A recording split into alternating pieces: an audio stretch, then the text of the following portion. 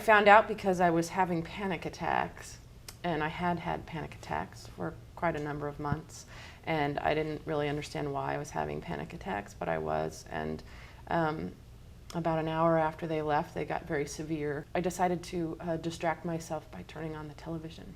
There was a news flash not seconds later saying there's a plane missing from the sky. They didn't know where or why or who it was, and I instantly knew. You don't want to hear this.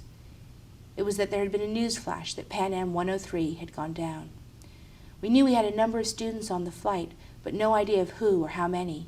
And I stood there for a while, and we were the only two people in there, and listened as a newscast rolled along, and slowly it began to occur to me that, wait a second, there's something absolutely wrong here. What's the matter? You're white as a sheep. And I said, well, I think a lot of my friends just died in a plane crash. It was December 21st, 1988. 35 students from the Syracuse University Study Abroad program were on their way home from a semester in London when a bomb in a suitcase exploded, sending their plane to the ground. I was pretty much in shock, so I just kept saying 8 people are dead, and she's like, what's wrong? I said, just turn on your television. 8 people are dead. 8 people are dead. What are you talking about? I mean, I was just with these guys. Yeah, it's impossible. And when I left that morning, you know, I hugged my roommates. I never hugged any dudes at that time in my life, and I mean, we really had a wonderful time together. We grew up so much. The front page of every single newspaper in every single language from around the world had the same photograph. And it was a picture of the nose portion of the Pan Am jet. A single moment can change the world. A single moment leaves life unfurled. Stars come, stars go, and some explode. But in their death, new light is sowed. Forever in our mind's eye, your smiles shine, in tears we cry. Oh yes, our souls gently weep, but we have those bright faces to keep, to hold, remember, to admire, to ignite within us life's desire. Back in London, their classmates and professors were reeling from the shock. You can't describe it. It's just complete incredulity. Nobody should have to die like that. The injustice of it, the horror of it. All I can remember is there was just tears everywhere. And people were crying, were hugging each other. With the help of the students, we tried to piece together a reliable casualty list. We were constantly exchanging information with Norell at the Dipper. But even so, more than 24 hours were to elapse before we had what we thought was a complete list of names. I broke into an office and I found a manifest of the flight, and that's how I learned who died. I was supposed to be on the plane, and I changed my flight on a whim 2 days before. Something that was very light then became very serious and very public and very international. It was a tragedy that hit several small communities, from Syracuse to London and Lockerbie. Those involved say they were forever changed. There are moments where the public and the private intersect in your life that you never forget. I mean, an obvious cliched example is where the day that Kennedy was assassinated, I can tell you precisely where I was sitting. The same is true of Lockerbie. It's one of those moments where the private and the public intersected, and they're with you forever. And of course, you're never the same after these events have happened. When Tom Brokaw left the screen and sat next to me and started telling me that I was part of the story, that was the end of my childhood. From the moment all those friends were murdered, it is something that is always underneath. There's feelings of guilt, whether that's right or wrong.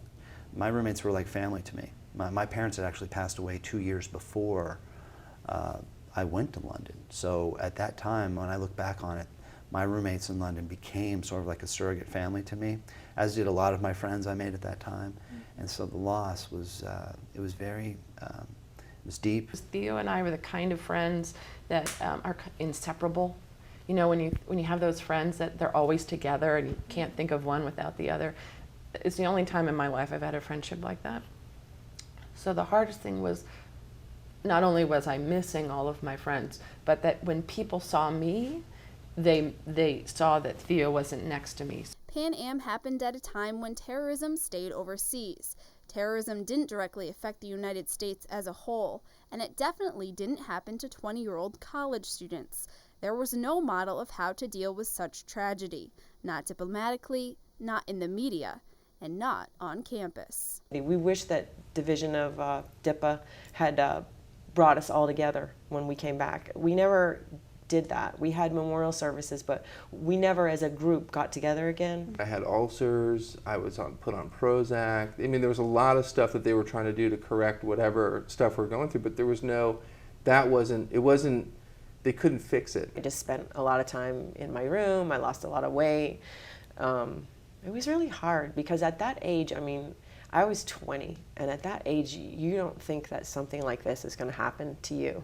I think just because the world hadn't really dealt with something like that, no one knew what to do. You know, I don't think we were intentionally forgotten. I just think it was just, you know, everybody's like, all right, let's get on with it, and I think we did. With no email and no cell phones, and this campus, it was really hard to find those people. They were all in different majors, they were all in different schools, and we never had an opportunity to get together as a group and kind of lean on each other. When the tragedy hit, a memorial service was planned in Hendricks Chapel.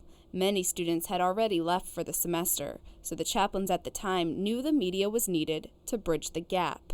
Media came from all over, zeroing in on one of the only places in the country so widely hit. The media want ground rules. They want to know how you expect them to behave.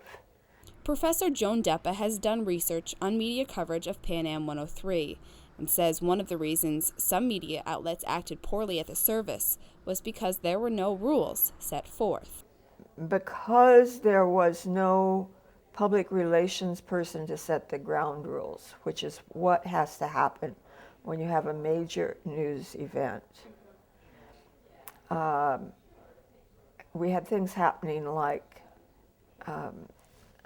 television cameras with lights glaring out into the quad, so that as the students were coming across the quad to the chapel, looking to climb those steps and go in the door, what they were confronted with was this cameras and lights right in their face. The media was so intrusive. I remember being in Hendricks Chapel. It was probably that first day, and just with a lot of my friends, Heather and Robin, and everyone was crying, and just camera literally like right in our face. And I just remember being so angry at the media, like even though I was a Newhouse student. I did not know at the time that we had, during the service, people up in the balconies with video cameras doing live hits, standing there going, I'm so-and-so, speaking to you from Hendricks Chapel, while the service was going on. Deppa says a lack of media management was seen at JFK too. Pan Am set up a media briefing room, but provided little or no information. With a lack of information and nearing deadlines, many reporters became desperate, looking for anything. That's when a mother, Jeannie Boulanger, came along. She saw someone in a Pan Am uniform and walked up to him and asked about Flight 103 and was told it had crashed. And she was absolutely overcome. She fell screaming to the floor, not my baby, not my baby. There were a whole bunch of television cameras and still cameras and reporters, and here this woman collapses in front of them. And they zoomed in, and we have pictures that show not only her on the floor, but the television cameras and the photography cameras zeroing in on her. Reporters in London were just as desperate, camping outside the London Abroad Center. Within minutes, we were surrounded by media, just this influx of cameras and reporters and you name it, and we're basically under siege. I'll never forget going in there and the press going, do you have pictures?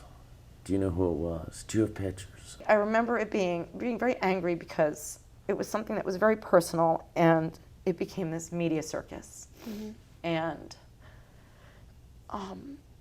I wanted to tell them more about my friends. I didn't want it to just be, the blurb on the news.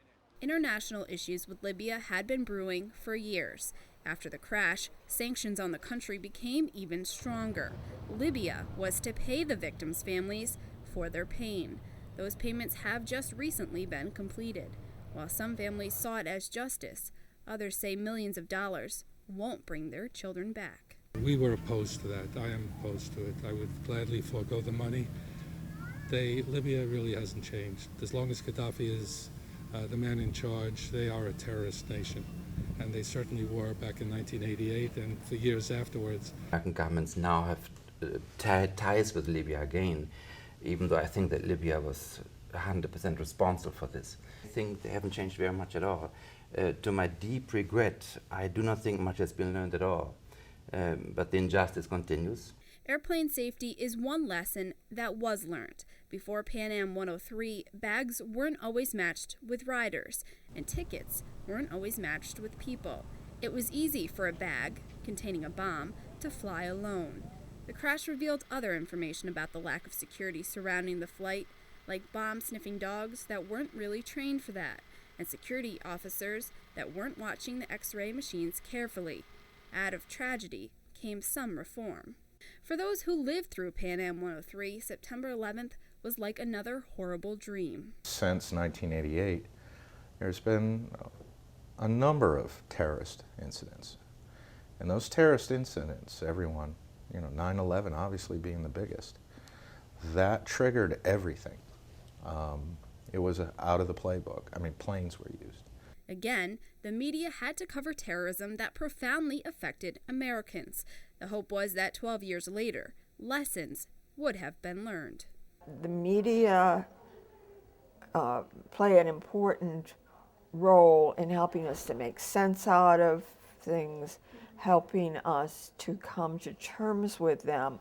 But if the government does not play a leadership role in that process, then it becomes difficult. Depa says government leadership with 9/11 was better because information was more available, and she says many journalists had a greater understanding of the importance of covering tragedy with sensitivity. The series that the New York Times did, where they did personal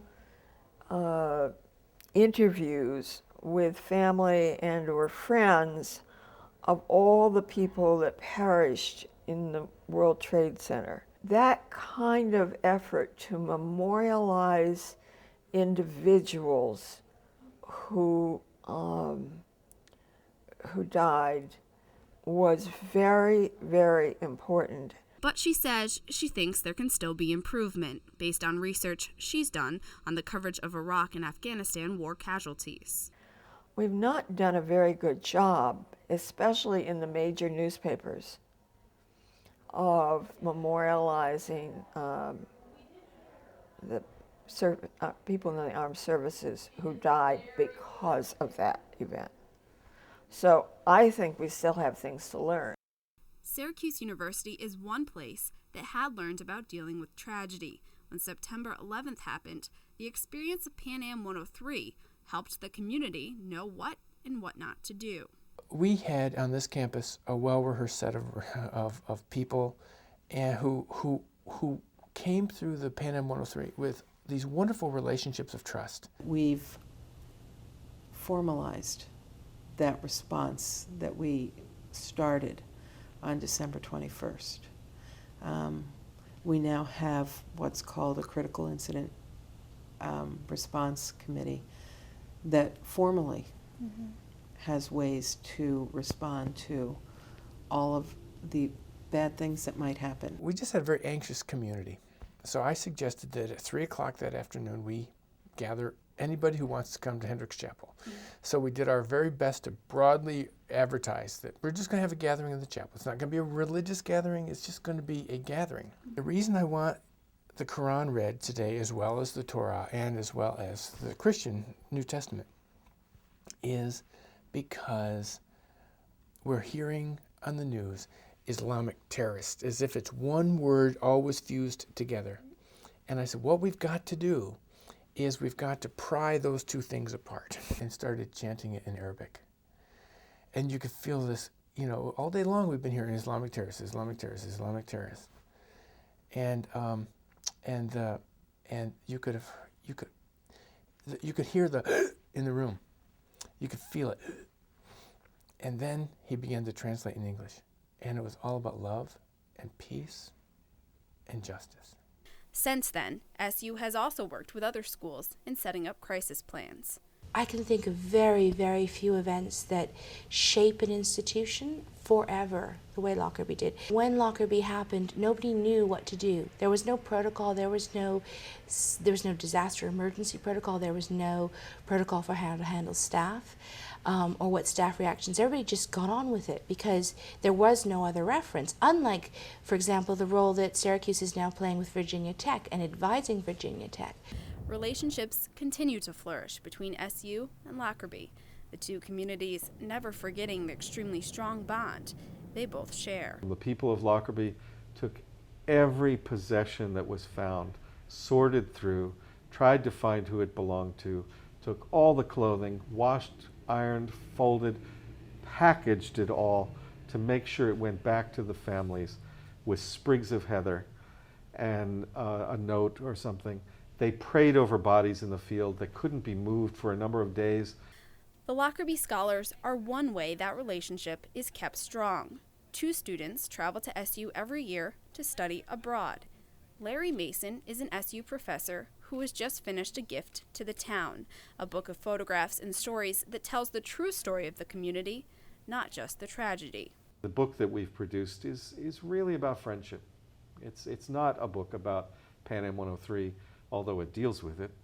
It shows the sites. It talks about the impact and why we were drawn there. But this is a book about friendship between 2 communities. And, you know, I feel very comfortable with that 20 years later, we've been able to do some work that produces some good out of a disaster. He says the lesson to be learned from that is that love can be found in the darkest of experiences. But perhaps the biggest lesson learned is the importance of keeping memories alive. What's extraordinary is the presence, the living presence of this event in this university, which I suppose lots of us have not put out of our minds, but have learned to live with. I mean, I walk past the great mural in the centre in London every Monday morning when I teach, and I leave in Monday afternoon, and it's there. I know about this. I know about Lockerbie. I've been to Lockerbie, but somehow it senses the presence has only come through to me again. You know, these 20 years later, being here, these few days.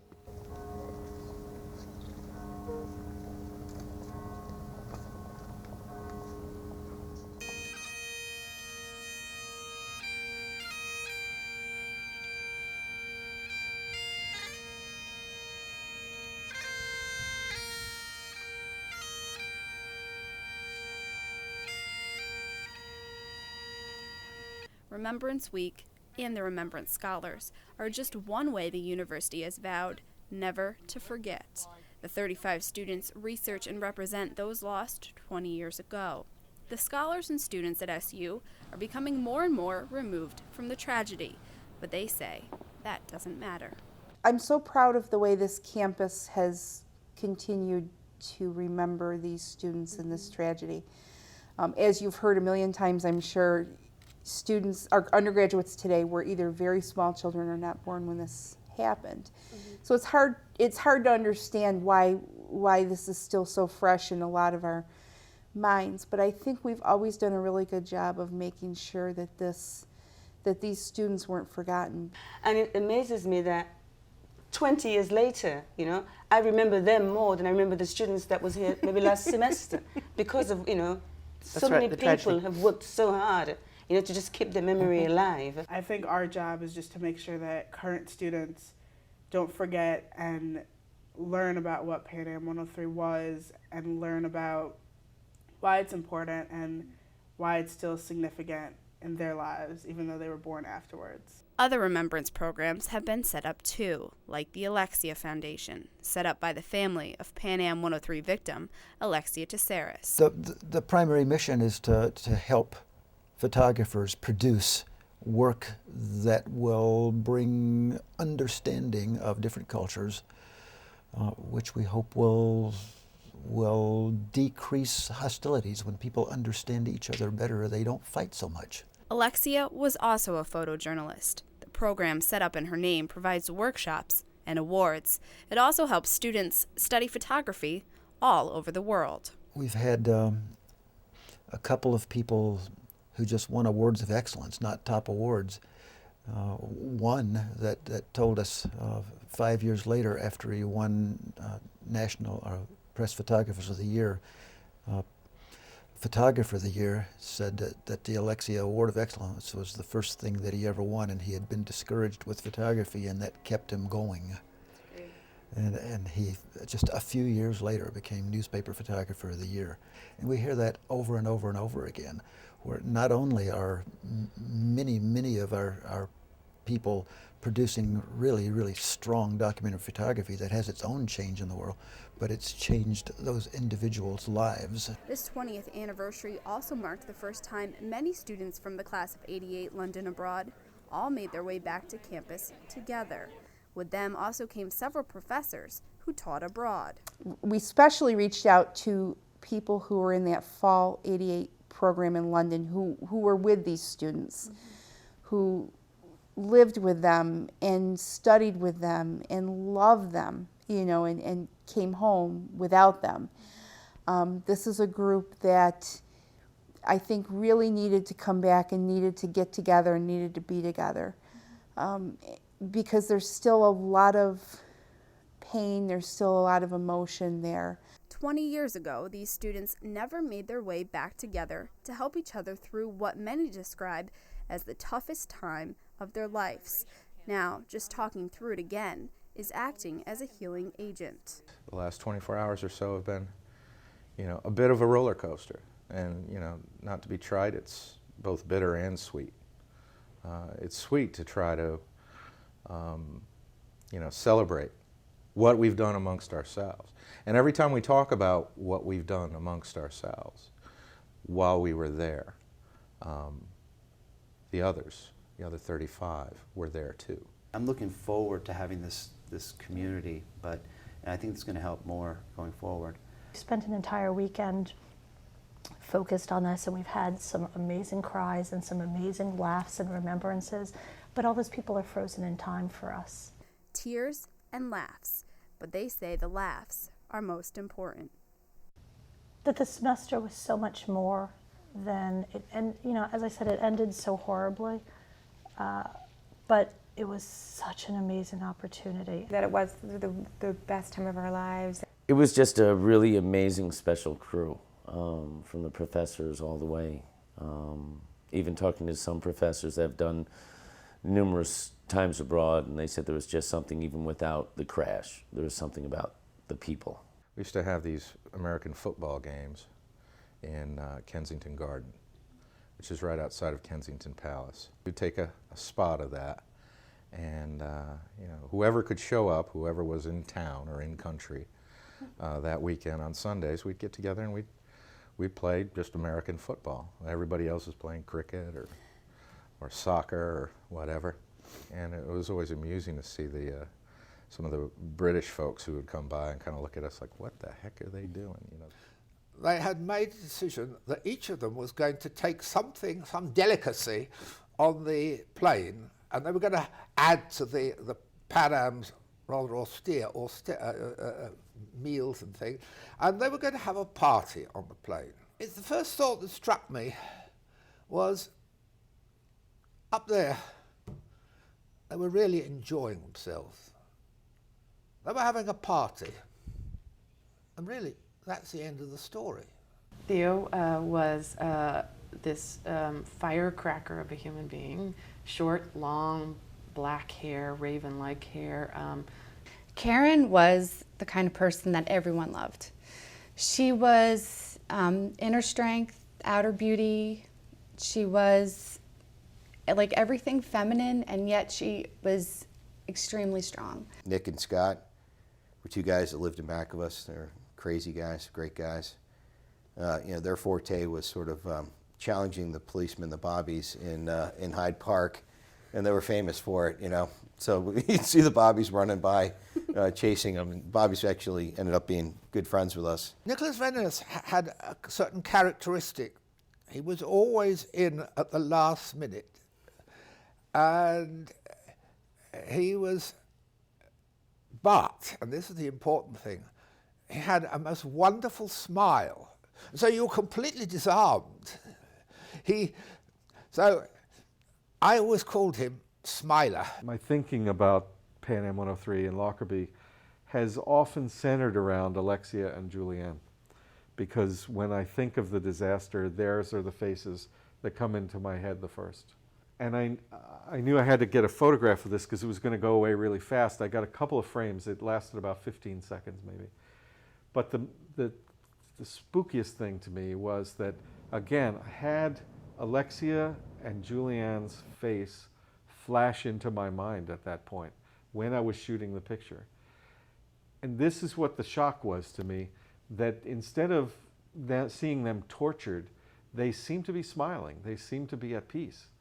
This is what I saw in my mind's eye. And I was puzzled by that, but it gave me a sense of closure, which is ultimately what I wanted in Lockerbie. I wanted to get a sense of closure. It was not until 6 months later, about approximately 6 months later, that I learned from the Saris family that Alexia had been found in that field where I shot that picture. I learned 2 years later that Julianne was found in that field. 20 years later, lessons have been learned. Others will take longer. But those truly hit by this tragedy say the biggest lessons they've learned are how to make peace with tragedy, how to keep living, and how to never forget those they loved. For so long, this story lived outside of me. You know, it belonged to the politicians and the media. 20 years later, it sort of feels like I realize now that they are part of me.